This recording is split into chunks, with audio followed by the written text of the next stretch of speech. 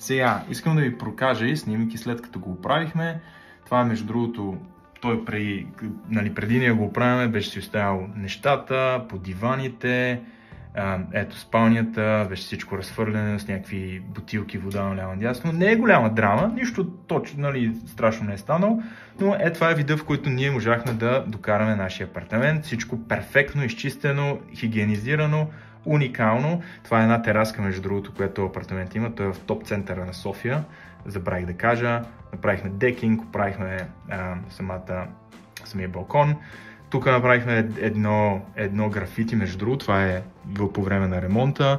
И целият хол стана над 37 квадрата, което за мен е супер яко, защото в София няма много такива холове. 55 инча телевизор. Ето тук как се вижда.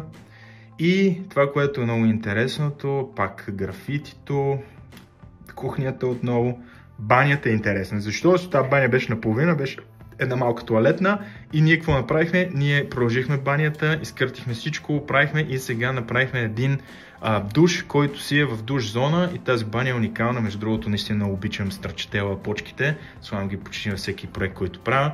И така че слагахме и пакс вентилатори от тук нататък. Правили сме предишна грешка, знам, че Есен слага пакс и аз слагам пакс. Ще видим дали издържат 8 години, не мисля, че издържат 8 години, но да видим какво се случва.